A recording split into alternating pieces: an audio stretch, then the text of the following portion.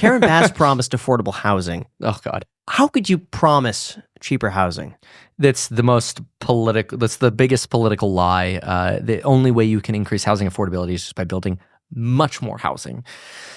This idea that you're going to come into a very expensive area and say, we will have affordable housing here is very stupid because it simply exacerbates the housing shortage. So I'm a big fan of just build more and let the market decide. But the idea of affordable housing restrictions, they're complicated to get through planning. They become a negotiation contention for developers. They slow down the building process. And quite frankly, from an economic point of view, they do the opposite.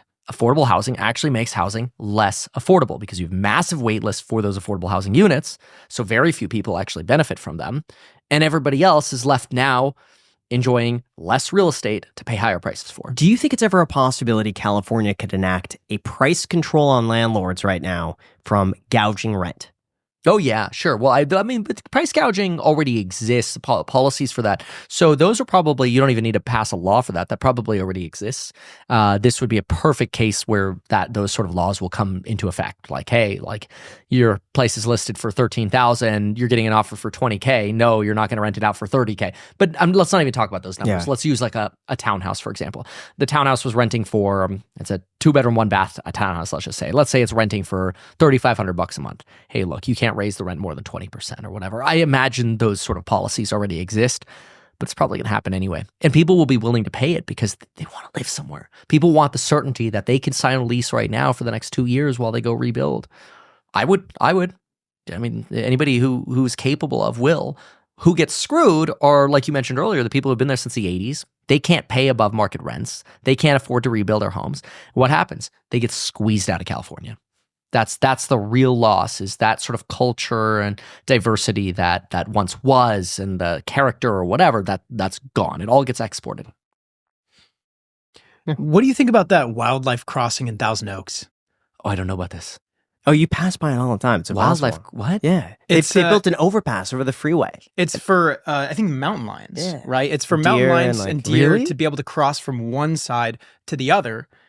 Beautiful but looking. if I'm not mistaken, it brings it from like the mountainous region Yeah, to the a residences. residential reason.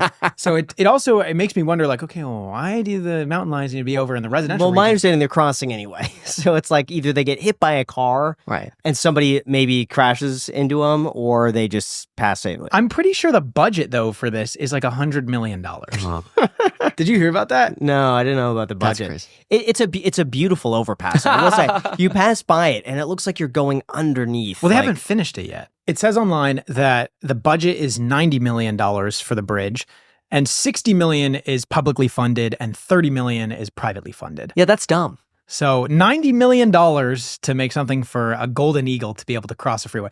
I'm joking. That's obviously, I'm being a little bit No, that's- exaggerating it's right fine, there. but- But there is, bobcats and other things. But still, I mean, that is $90 million, which Would is... you rather it be spent on that or homeless? Well, if it actually went to solve the homeless issue, that. But the problem is they have a long track record of allocating funds to that and nothing being done. Right, And I know you know a lot about this because you talk about like Yeah. these shelters that are built and they're just sitting vacant. It's a disaster. While they're still paying like the lease. I think one of the things that you find in California is very much about feel-good policies. In fact, Germany did this as well. Germany was building, you can look this up, Germans spent over $20 million building bike paths in Ecuador for climate change. So these are, I just call them like the feel-good pet projects that politicians get to put their names on. But again, they do that so they could get reelected. The whole premise of, look at this beautiful park I built or whatever. This is why when you see those 1,500-page bills and they have all the pet projects in them, politicians put their names on it so they can get reelected. It's always to get reelected. You need Doge in California. You need somebody to implement Doge C, Doge California or the California Doge, and just rip this budget to shreds and start over. Vivek always tells us, he says, start at the bottom and add in what you need, as opposed to starting at the top and cutting what you don't need. Just reverse the order.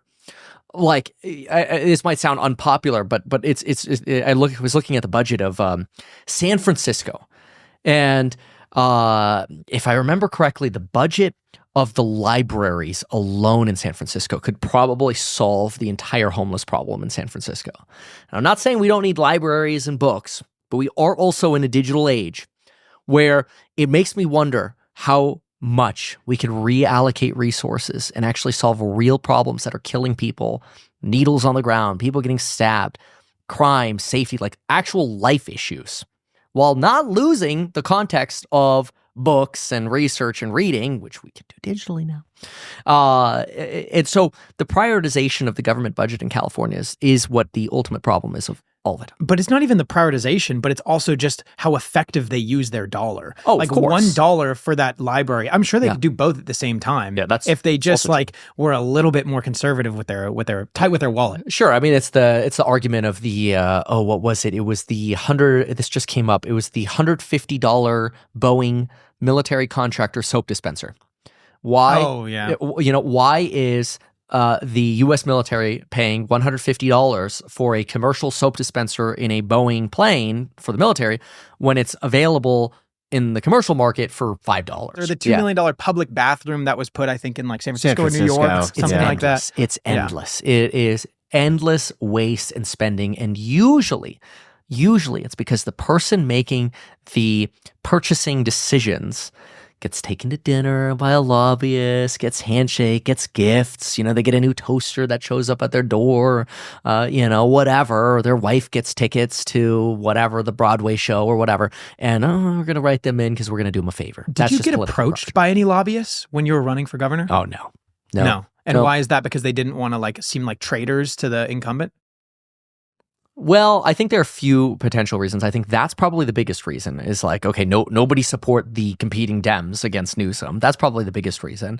But there's also a chance that they're like, oh man, if we go talk to Kevin, he can make a YouTube video about us. Oh, that's funny. Yeah. That's funny. Yeah. Which I would do. They were right. They were right.